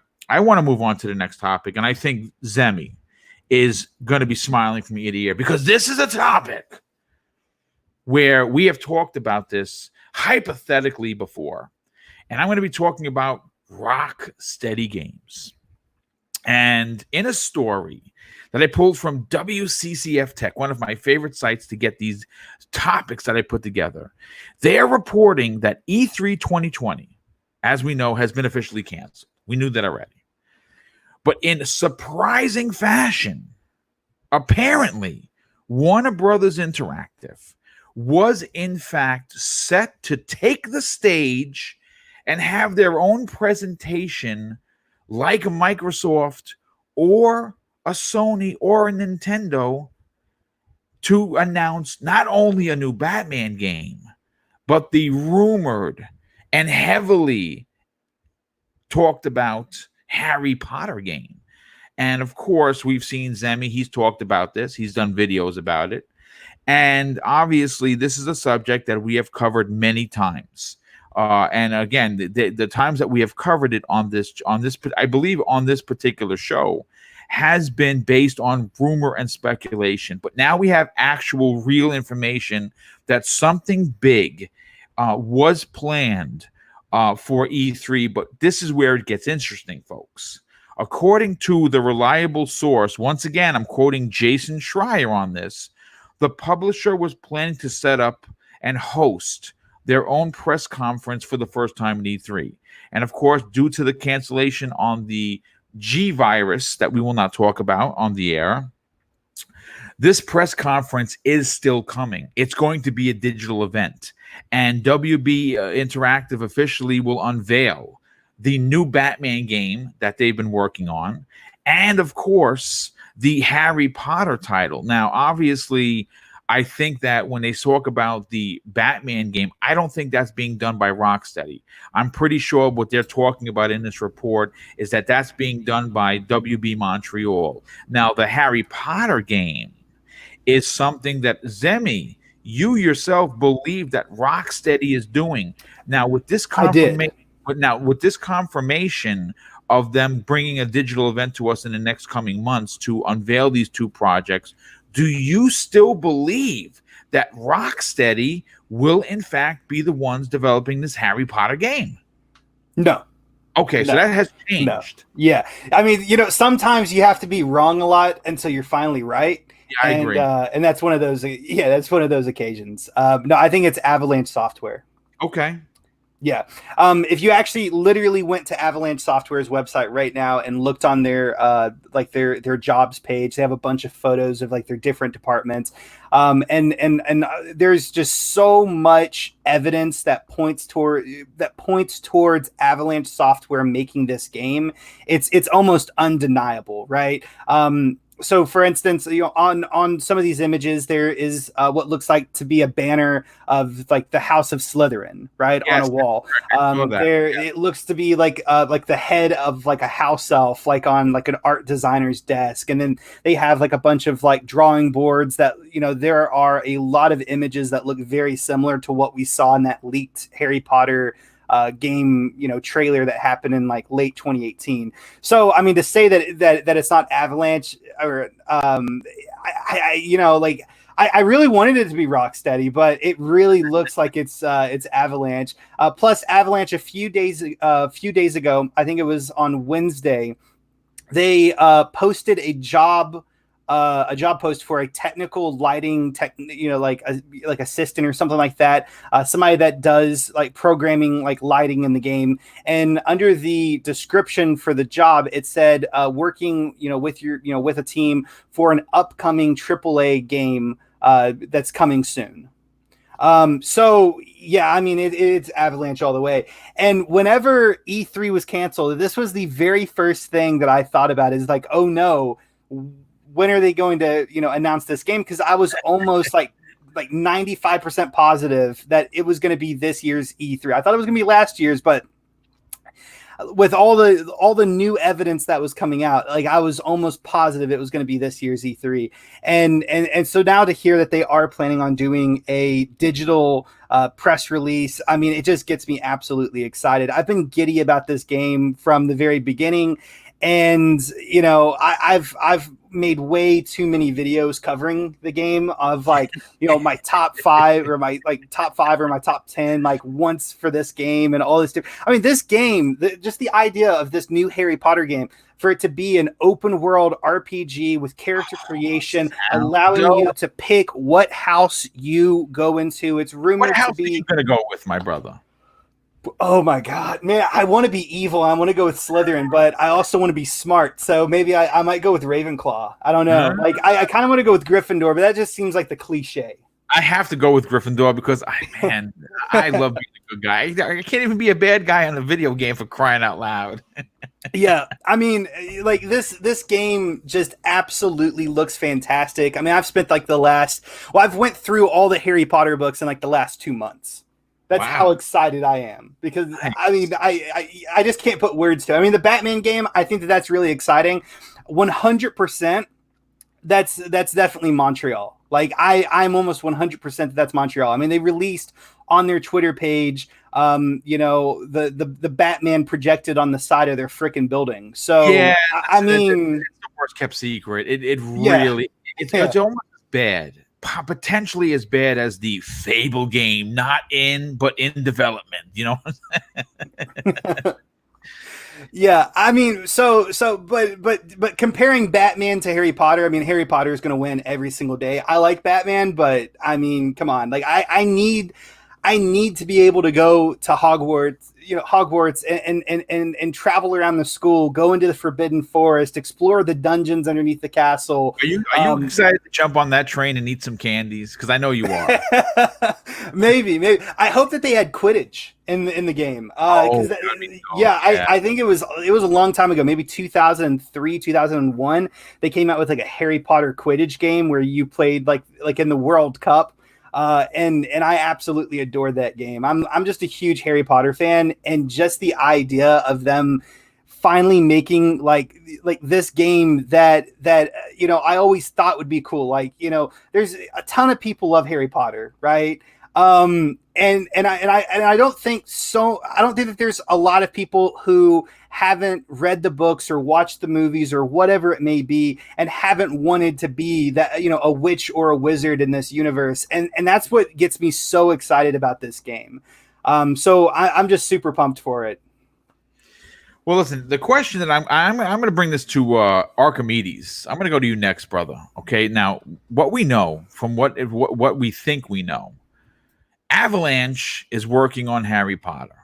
WB Montreal is working on the Court of Owls, which I cannot wait for. Yeah, me The too. question that I have for you is, what the hell is Rocksteady working on? I mean, my God, they haven't done a damn thing since 2015's last Batman game. We're going into we're already in the knee deep into 2020, and if this is going to come out, is it the rumored Superman game? Is it the Justice League game? Is it the, another WB property? What the heck could they be working on? But are you interested to see this digital event from WB, and what they could potentially be bringing to the next gen consoles? Oh, I was really happy to hear that they have decided to step up their game and make their own press conference. Yes. I mean, they have potentially 3 really big bangers in store here with the Harry Potter game, the Batman game, and whatever it is that Rocksteady is working on. I personally am most excited right now, of course, for the Batman game. I'm a huge fan of the Arkham series. I think Arkham City is still one of my all-time favorite games. I really love that franchise. But Rocksteady, I am not sure what they are working on. They have only released one game in a whole generation. That's really not a big output, so it must be something big that they are working on, and I think it is something that they are preparing a new IP or something, and that means it must be something like a Justice League or something that they can have multiple sequels out of their first release. Well, I'm happy to hear that they decided to go for a digital event. Let's see when that will be. I hope that it is in June and that we don't have to wait any longer, because I'm really excited to see all these 3 games. Yeah, I mean, the Harry Potter game leaked, I don't know, a year ago. There was short footage of it. Yeah, it was this 30 seconds or so, and it really looked cool. It kind of looked like an action adventure RPG kind of game, and that set in the Harry Potter universe has me excited. So let's hope that we get that digital event rather sooner than later. I agree. I mean, again, as we know, with the current world situations, the digital event is probably the best way to still get your brand out there, still get your message out there, and still get the fans excited. And you know how we know this works? Every time Nintendo does their digital events or their Treehouse events or their Nintendo Directs, you see on YouTube these videos, the reaction videos, and I gotta tell you, not only do I love watching it because it kind of selfishly it makes me excited, because you see, some people get together and they're watching it as if like if you're watching a film or something. Yeah. And I think that those digital events could be just as spectacular because they're controlled. They're in a controlled environment. They have a controlled message. I think that knowing that WB is going to be putting this together should get a lot of people very excited. Oh, definitely. I'm all for these digital events because, I mean, it sucks for you, of course, that E3 has been canceled. Yeah, you were really hyped to go there. Yeah, for the most people in the world, they only experience those events anyway digitally. Yeah, for me, E3 is always watching the press conferences. It is, of course, watching some interviews. So I already experienced that in a kind of digital way. Yeah, we have had these get-togethers. Last year E3, I had a couple of friends over. We had a big barbecue. Nice. And then afterwards it was 11 p.m. when the press conference for the Xbox started. Yeah, so we already had a few beers, and then we went and watched that event together. So for I think for many people it already was a kind of a digital event, and if it's now a little bit more optimized for that digital enjoyment, yes. I'm all up for it. the only thing that will probably be missing are these magical moments, like when Keanu Reeves entered the stage and you are breathtaking. These breathtaking moments, they will be missed. But on the other hand, if they optimize these digital events, I think it has a lot of potential. Yeah. No, I agree. Crispy Bomb, I want to go to you next, dude. Obviously, we get this information. People wondering where this information is actually coming from.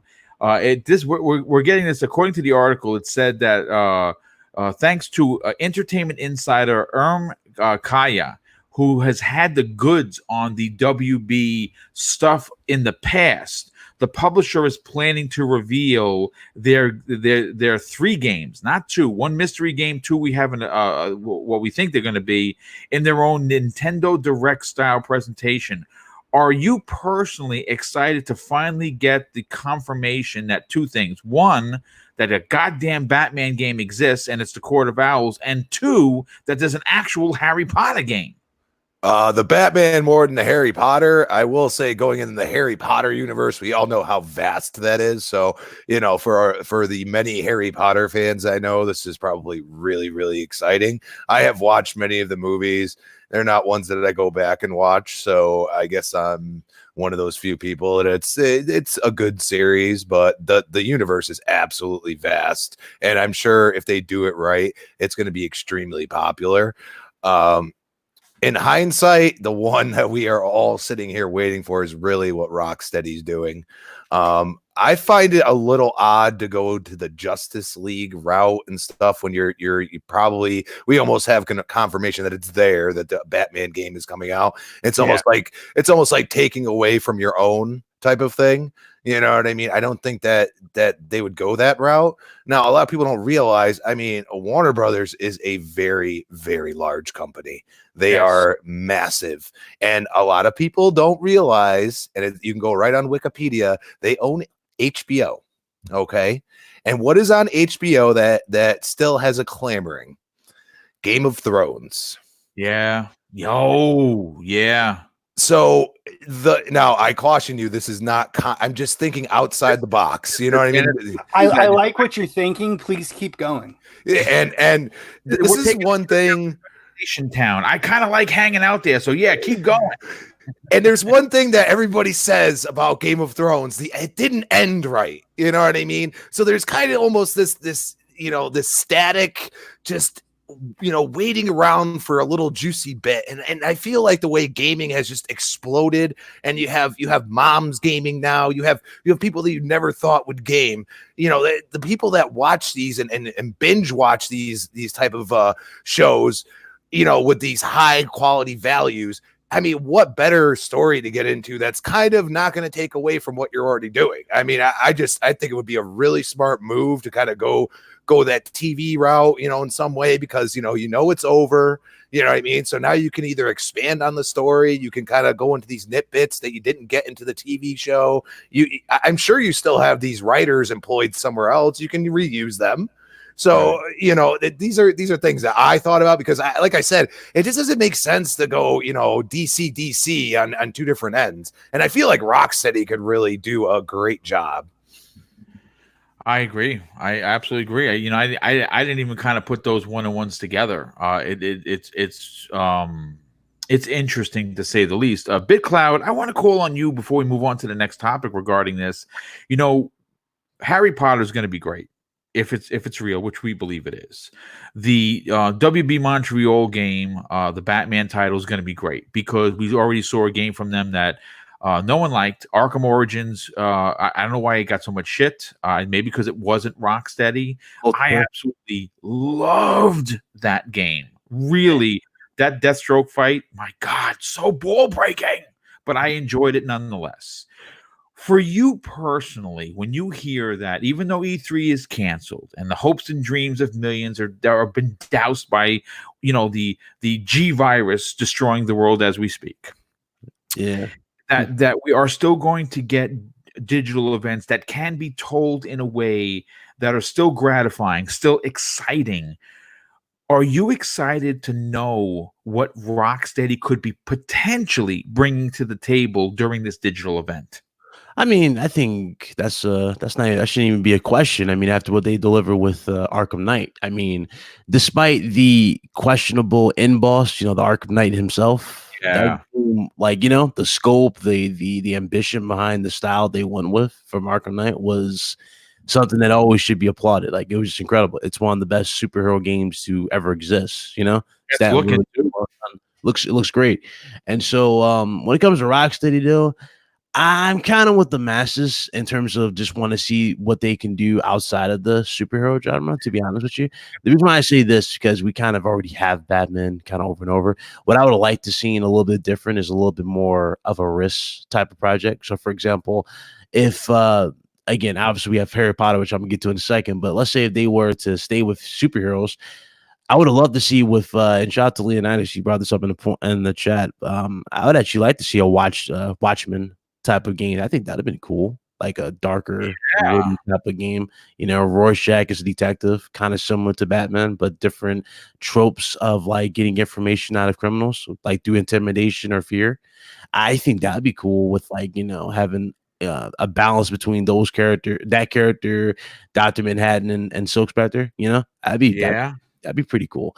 But again, it's one thing I learned from Gio Corsi is that you can never really say never, or you can never really, I'll say, doubt something from happening, right? Anything's possible when it comes to this industry. So you never really know. But to go back to the situation here with Harry Potter is definitely, see, Harry Potter is after we got the whole, if we did not get Star Wars Jedi Fallen Order, I would look at Harry Potter with like the side eye, like, well, we've had so many movie licensed games. Like, who cares about Harry Potter, right?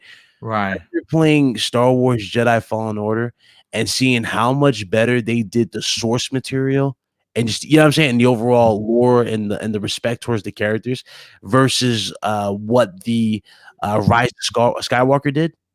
I can tell you this Harry Potter game can be pretty damn good. And keep in mind, Harry Potter is branched out between so many books, like 7 or 8 books when it comes to the whole, story and timeline. And so when you look at it like this and you put this in this game and you make it like this huge scope game, there are things you can do that the movie license games didn't even bother or attempt to do. For example, yes, that's strong point, dude. That you can do all this stuff. Now, because keep in mind, what was one of the main things you always wanted to do when you saw the movie license games? I know what I wanted to do. I wanted to explore the Dark Forest, the Forbidden Zone. Yeah, oh yeah, dude. I wanted to see what was in there. I wanted to see what was by the Great Lake of Hogwarts. And you remember when we saw the Great Lake of Hogwarts, that was during the trials in the Goblet of Fire, and we found out there were mermaid creatures and stuff like that. What else is in that lake? There are so many cool things you can do. Or hell, let's see if it's open world type of thing and you can actually find the Chamber of Secrets. See what I'm saying? There's so much stuff you can do with Harry Potter. And with the younger audience that it already has and the people are attached to it, I'm telling you, that game can be big if it's done properly. You know? You do proper spell classes. Hell, you can even do something cool with potions that you can teach guys, how to do the potion classes. You can do a lot of stuff. Just have fun with the game. And I think Harry Potter has that type of ambition that I think Rocksteady would be great right at home with, especially when you take in line their actual storytelling. One thing about Rocksteady, they like to add their own spin. So I would like to see more. That'd be pretty cool to see what they can do. You know what? They're a talented studio, and it's going to be interesting. I am interested to see what they're going to possibly do, and like Archimedes was saying, the potential of 3 big AAA games coming from WB. Man, that's super exciting. Real quick, I just want to kind of just take a step back for a second because. There's a gentleman, Mr. Jones, in the chat. He dropped an incredible and outstanding $25 super chat today. But I have to shout this man out. He works at a hospital, and obviously the fears that he has with the certain situation going on. He made a comment earlier. I'm sorry I didn't get to it. I made sure that I get to it now. because he said something very nice. He said that, the shows that I put on help him chill a bit. And I got to tell you, dude, that's the biggest compliment anyone could give a content creator, that something that I do, that I'm passionate about doing, and that's interacting with this community, helps people out. I think that is real humbling. But it goes beyond that. If you don't know Mr. Jones, he not only on Primetime Gaming donated $150 to Dizzy, he came back last night and donated an additional $100. That's $275 in 3 shows. And again, we're not rich. I don't think anybody really is. And for someone to donate that kind of coin, well, of course, one being the $25 for this show, which I'm very grateful for, but more importantly, to the situation that Dizzy and his family are going through, you need to be applauded. So I really want to say thank you for not only being here, but really, answering the call when we needed help, and you stepped up in a big way, sir. And I just want to thank you publicly. I just want to say again a big thank you from both myself, and I'm sure that if Dizzy is listening, and I know he was last night, he would give you a big hug and say thank you as well. But let's move on, of course, to the next and final topic of tonight's show. And this one is another late breaking one. It's extremely interesting. In an article posted by Gaming Bolt late last evening, Sony apparently, this is a rumor, folks, just remember this, take this with a grain of salt. Sony apparently has teamed up with Konami and are working together to revive not one, but 2 Silent Hill games. Now, according to the new rumors, the reboot of the classic series is allegedly already far into development, with talks of a second game underway as well. Now, the question that I have for the chat and for the panel is, will the next Silent Hill franchise or retelling be an exclusive to the PlayStation 5? That's it. Pretty interesting. Now, rumblings of a revival of Konami's survival horror franchise that, again, Zemi will never play unless there's co-op. Silent Hill has been growing for more than the last few weeks. In fact, I want to say at least the last 6 months we've heard of Silent Hill potentially coming back in a big way. And according to, again, this report that has been neither confirmed or denied by Konami themselves, a reboot of sorts of the original Silent Hill is in the works. But this is where it gets a little strange for me. Now, before I get into the strange part, let me continue with the article. Known industry insider with a proven track record according to the report, Dusk Golem, I've heard of him, has published a thread on Twitter providing various possible details about the Silent Hill reboot. And this was also done by another Twitter called Rely on Horror. They have also separately published the same report going over the details. Both claim to have heard this information from multiple and reliable sources that they trust.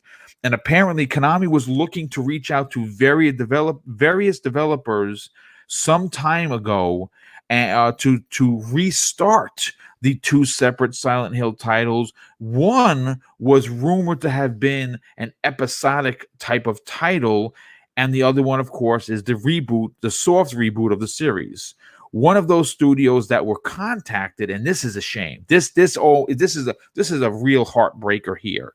One of the alleged companies that Konami went to do the Silent Hill game was Supermassive Games, and the deal that fell through. Man, could you imagine if they got a hold of Silent Hill? Oh my God, that would have been amazing. Now, this is where, like I like to say, we get into the weeds of things. The second title, the unannounced title that we're talking about, that is supposed to be, again, grain of salt, folks, that is apparently making the rounds on the interwebs, if you will, is that Kojima Productions will be involved in the second title, reviving the title he was working on called Silent Hills. And obviously, this was the PT demo, which I still own and is absolutely effing amazing. Before his falling out and removal from Konami. Now, I got to be honest with you, folks. This is where I kind of do the old eye roll. You know, The Rock. You see the gif of The Rock goes, does the eye roll? Well, that's me right now, only because, and we were talking about this prior to going live, both Kojima and Konami have egos the size of Godzilla. And I really think in my heart that what happened between them is unrepairable. But of course, BitCloud, I have to call on you first, our resident Sony professional. What are your thoughts on two things? One, Sony locking down the Silent Hill franchise as an exclusive to the PS5. That's effing big. But more importantly, do you think that there's any credence to the Kojima Productions restarting the Silent Hill project? It is a strong possibility because Norman Reed has just answered a bunch of questions. You know what? It's funny you should say that. Please continue. Just answered a few questions, and there's an article out already where he said that he sees him working with Kojima in the future. So it's possible. I can see him going back to getting the original cast. And granted, we only knew one person of the cast, and that was Norman, right? But I can see him going and getting the full-fledged cast, getting everything written, and going right back to square one to push this. And keep in mind, this game's going to be much more bigger if it is a thing, because of new hardware. So again, the limitations that they had on PS4 are gone with PS5. So again, it's like, no more bottlenecking, no more having to, rob Peter to pay Paul. Yeah. And so it's a new ball game. And when you take into mind, remember when we talked, I think I brought this up when we were talking about haptic triggers the first time, like VR support with first person. One thing I was thinking about when I read about this, I was like, haptic trigger feedback. They're talking about bow and arrows, talking about slight vibrations and feels. I wonder if that's something that they will incorporate with this Silent Hill game. Like you walking through the hallways, you feel the creaks. As you walk through the halls, type of thing, maybe. But as far as this game being a thing and them potentially locking down, let's say 2 projects or 3 or whatever, that's big for them. That's definitely big, especially when you're about to launch a new piece of hardware and you need, that crazy software, to really sell it. So I think this would be great for them if they actually did have it.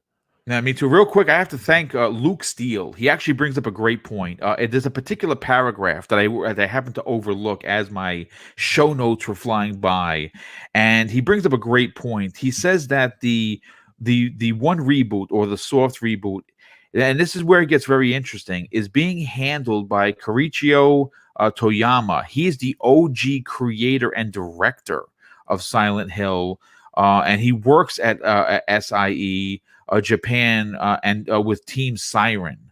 There were a couple other people that were mentioned in the report. The sound designer from the original Silent Hill would be coming back as well. Look, let me just say this, okay?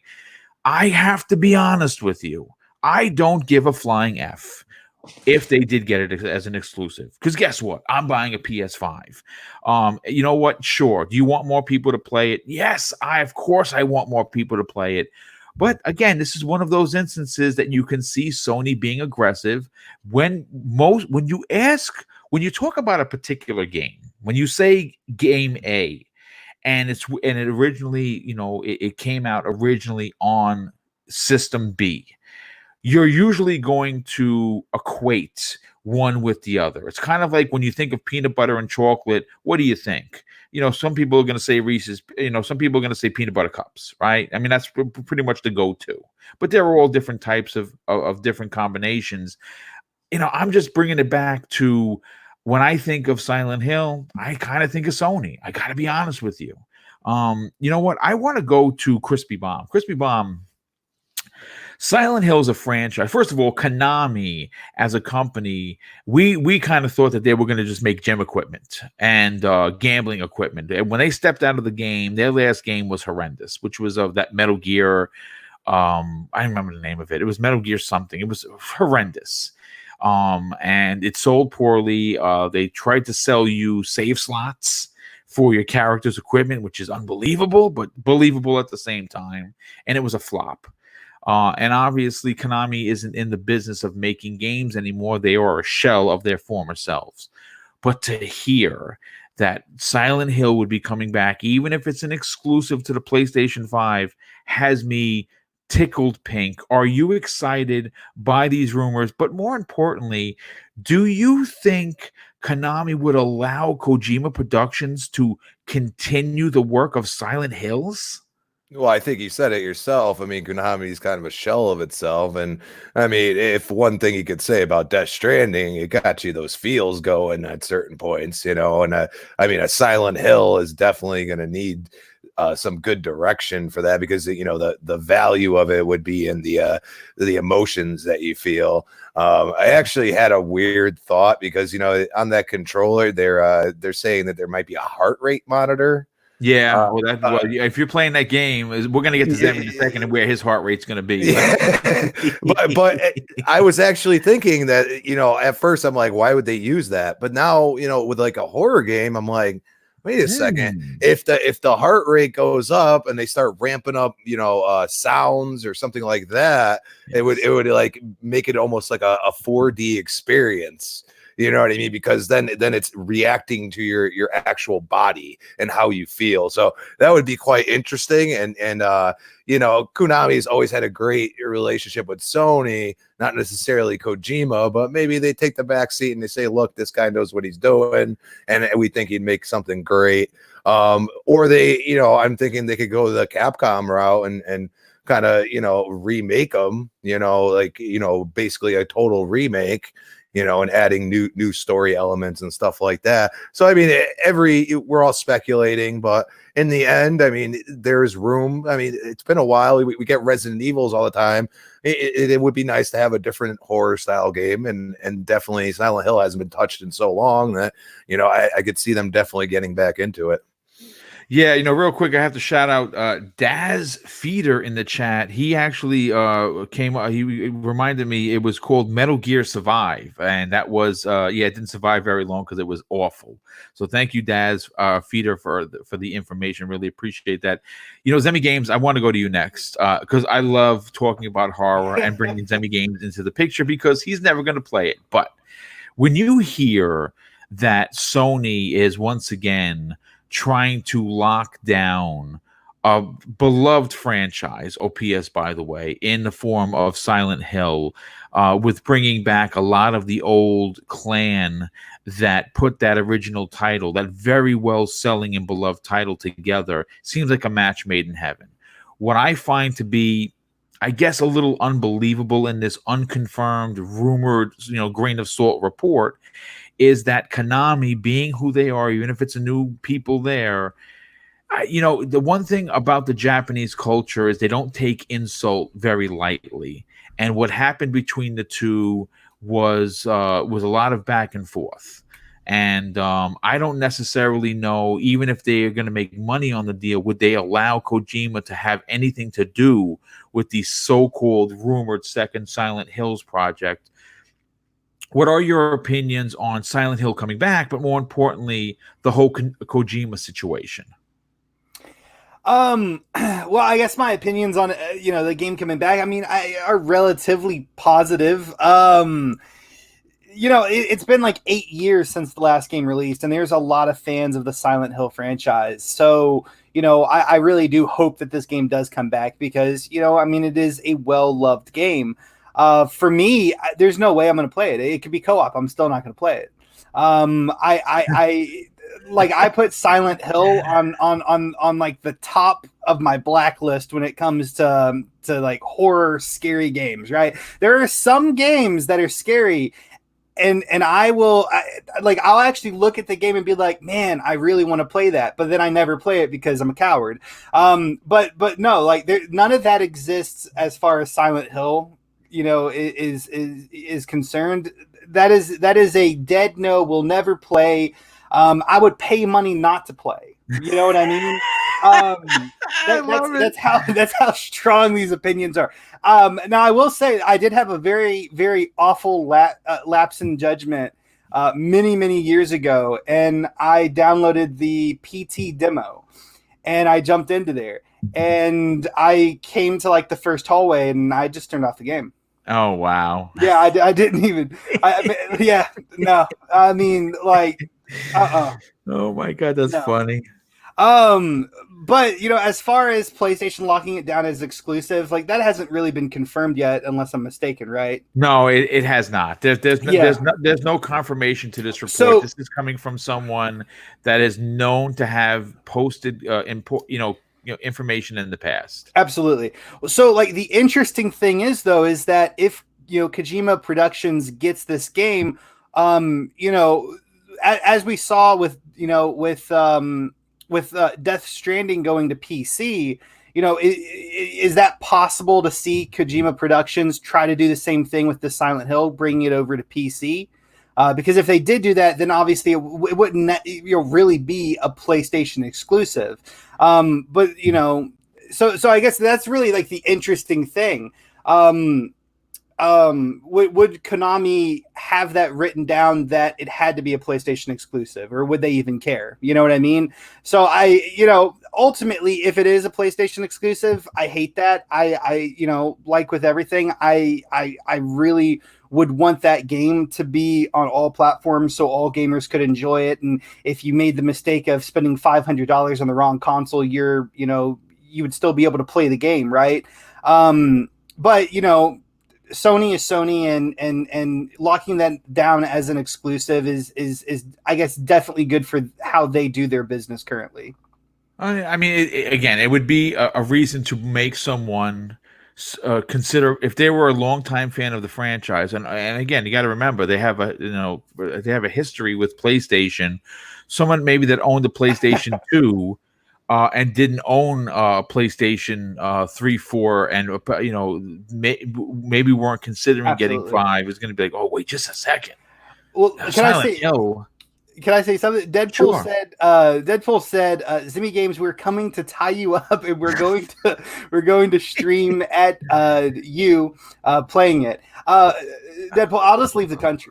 I'll get on the first plane and I will leave this country, man. The PS5 would be telling him he's having a heart attack.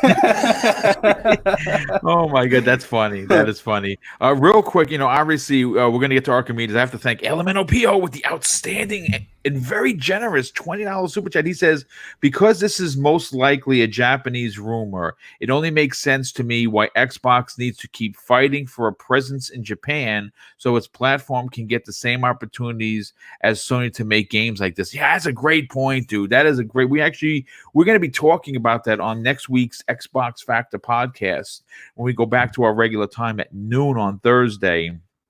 About what how much does Phil Spencer need to keep on the gas, especially outside of the Americas. But Archimedes, let me get your final point as we close out today's outstanding show that we were able to get to almost every topic, which I'm happy about.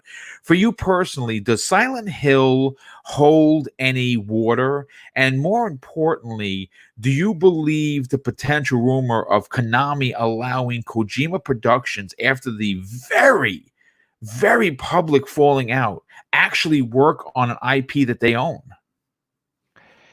Well, when I saw the news, I definitely thought, oh, another good exclusive for my PS5, because Konami has so much track record with Sony doing exclusive deals. I think this could actually happen. And well, for the game itself, it'll be interesting to see how the game will be without Kojima being on board. Yeah. I see it as potential. I always see it positive. It has a maybe they bring up new ideas to the franchise, because to be honest, Silent Hill 3 and 4, they were not as good as they were actually kind of terrible, to be honest. Yeah, exactly. And 2 was fantastic. Yeah, Silent Hill 2 was fantastic, and that PT demo also very, very great. I actually was very sad when my PlayStation broke, that had that demo on it, and I had to buy a new one, and I wasn't able to download it again. But yeah, I think this could happen. Sony is probably looking at the moment for third-party exclusive deals, because when you look at their first-party studios, I don't think that many of them will have something ready within the first year. Just looking at how long they take to do their games and what they released over the last years, it's probably Sony has probably going to rely on third-party exclusives in the launch window of the console, and so I could see that really happen. Yeah, I mean, I agree. I think they're going to continue the same trend that they showed success, and I agree with you. I think that a lot of their first party stuff are years out, and I think that this is they're going to have to, like you were saying, rely on third party or even second party to be the force for games that makes people go out and buy a PS5. Exactly. Well, listen, folks, I want to say this. First of all, we had over 250 people watching today. I think it was 270. It was close to 300 today, and that's a big deal. This is an early show. I obviously am still. I gotta admit, I'm not as animated today because I'm a little tired. I have to be honest with you. After last night's stressful but amazing charity event that we did for iDizzy and his beautiful family, so I'm going to close out today's show by saying, once again, honestly, being a content creator, being a personality is probably the best thing that happened to me since leaving the NYPD. Being allowed to contribute 3 weekly shows to this community that has a tremendous following is very humbling. It's very exciting for me. I look forward to actually writing more now than I actually play games, which is crazy. And I'm already pulling out, as you know, when people are talking, I usually mute the mic. I'm already pulled 3 stories for Monday's primetime gaming because I'm always working when it comes to these shows. So let's get everybody out of here, and we'll start with BitCloud Gaming. BitCloud, you yourself are a real cog to this show. Love having you a part of it, but you yourself have an amazing YouTube channel and you have an incredible show this afternoon. Please tell everyone where they could watch that show and follow you on social media. Well, like always, good to be back. Enjoyed the show. Good talking to everybody. Crispy, Ark, obviously Zemi, always a pleasure.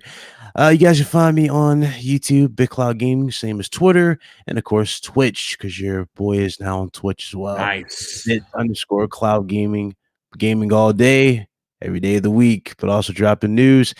In about, a few hours, we're going to be live for the RGT podcast, episode 105. Can't wait, but look forward to it. Lots happened, and I can't wait to discuss it. But in all seriousness, enjoy your day. Hope you guys enjoyed the show again. Hit that like button for my good friend Boom. Awesome dude. Very proud of him, what he's accomplished. And he's going to continue to do great things in his future for sure. Well, thank you for the kind words, dude. Super, super appreciate it very much. And of course, Crispy Bomb, I want to thank you for being here, dude. Obviously, when you have an open invitation, the golden ticket, as I like to call it, to whenever you're off, you let me know. We get you on here because your opinions are valuable. Love with the passion that you bring to gaming and, of course, to the podcast. Game as such. Do me a favor, dude. Tell everyone where they can follow you, but more importantly, check you out on other shows. Oh, thanks for the kind words, Boom. The chat was awesome as usual. You got your coffee up in the morning. You're ready to roll. We got you going, baby. Let's go. But it's at Crispy Bomb on Twitter. You can find me on the next podcast tomorrow night, 7 p.m. You can also find me on Retro Renegade, 7 p.m. Tuesday nights. And whenever I am off, I definitely hit up Boom first thing and let him know. And usually I always have a spot ready and warm. So it's always fun, and I always look forward to doing these podcasts. I definitely appreciate you being here, dude. Really do. And I love what you bring to the table every time you're on. Zemi Games, my co-host on the Xbox Factor podcast, who completely knocked it out of the park last night's charity stream. If you missed it, man, it was a good one. But bring the Kleenex, because the first 20 minutes, wow, it's tough. We all tell our personal stories that talk about loss and gain and how cancer has affected us. And Mike really breaks down some really interesting things regarding the Xbox and how aggressive they need to be. So if you missed that show, man, get out there and check it out. But Zemi, man, you have been killing it on your YouTube channel. Lots of content popping out left and right. Do me a favor, dude. Tell everyone where they can check that content out, but also follow you on social media. Well, Boom, thank you so much for, throwing me the invite to hop on today's show. I like you, I didn't get very much sleep last night. Most of it was for my own doing, Netflix and all. But I super appreciate coming on the show. Topics were absolutely fantastic, and everybody had amazing opinions on everything. If you guys want to check out my YouTube channel, it's called Zemi Games. I do a lot of gaming tutorials, news, reviews, just a ton of gaming content in general. So definitely check out my YouTube channel if you want. You guys can also follow me on Twitter at Zemi Games. My DMs are always open. I always look forward to, interacting with all of the community members. So if you heard something on today's show, maybe you agreed with, maybe you disagreed with, always feel free to send me a DM. And I love, talking to you guys about it, sharing opinions, and walking away knowing more than I came in knowing. Right. So, that's pretty much it. Thank you so much. Definitely appreciate you being here. And last but certainly not least, Archimedes, welcome back, my brother. It's great to have you on. I subscribed to your YouTube channel this morning when I was looking to add you to the show notes, besides on Twitter, and I realized that you have your first upload. So, of course, if you like what Archimedes has to say, he does, in fact, have a YouTube channel. It does only have one upload from what I saw, but more are going to be coming down the pipeline, and I suggest getting out there and supporting this man as like you do with me and everybody else on this panel. Archimedes, do me a favor, dude. Tell everyone where they can follow you on social media, but of course, check out your newly primed YouTube channel. Well, thank you for having me on the show again. And thank you for the great shout out for my new YouTube channel. I just started it, and actually, Boom, I blame you for that. Yeah, you introduced me to podcasting and putting opinions out there. And so I decided it's time for me to have my YouTube channel and put some thoughts on gaming out there. So please check that out. You can find me on Twitter at Boxenberger, and the same on YouTube. I'm already working on my second video. It should be up tomorrow or the day after. Depends on how much time I will find. And yeah, thanks again for having me on the show. Well, it was great to have you on. I want to thank you for being here. Of course, I will close out like every show that I do. I harken back to my pop, who was my best friend and hero. He used to tell me when we were kids, Craig, it doesn't cost anything to be nice. And more importantly, treat others how you want to be treated. And I can guarantee you, if you live by those rules, you are going to have an awesome day. Once again, thank you everyone for tuning in. Thank you for the very generous donations on last night's show. Also, thank you for the super chats that continue to come in and support Double Barrel Gaming. It is greatly and truly appreciated. Everyone, be safe, be well. Hang out, enjoy gaming on no matter what console you play on. And we will see you next week on the newest episode of Breakfast with Boom. Take care, everyone.